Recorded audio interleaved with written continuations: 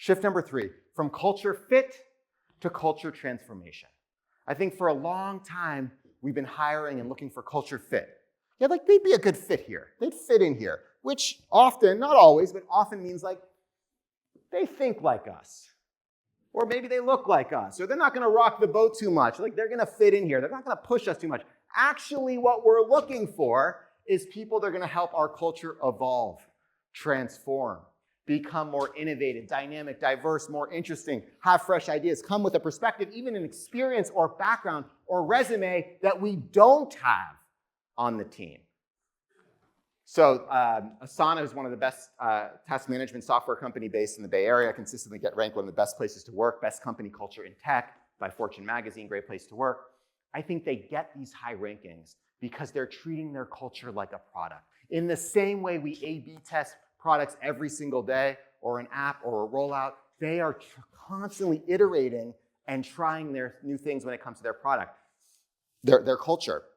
Right? So we think of culture often as like, oh, our mission statement, our values, like they're framed on the 8th floor conference room, like no one is in the 8th floor conference room. They're on page 256 of the employee handbook. No one is reading 256 pages of the employee handbook.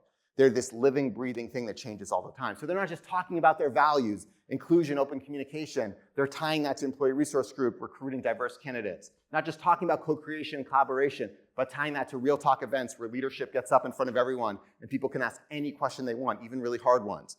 Not just talking about collaboration and growth, but having goal mapping weeks where people from different parts of the company, even if they're not working on that specific product or project, can give feedback and ideas. Not just talking about clarity and transparency, but having access to coaching and approachable leaders. Now, my friend Joanna Miller, who was running learning and development for Asana, they hired over 1,000 people remotely during the pandemic.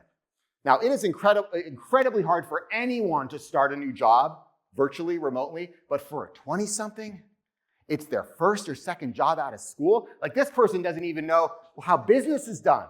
They can barely have a face-to-face conversation in real life, right? They've never shadowed their boss before. They've never seen how a sales meeting is done.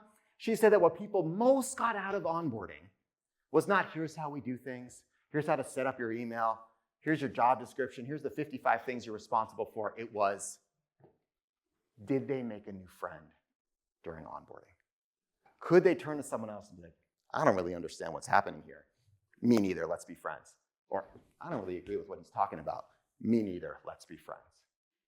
So that the strength of onboarding was all about, did we build that deeper connection?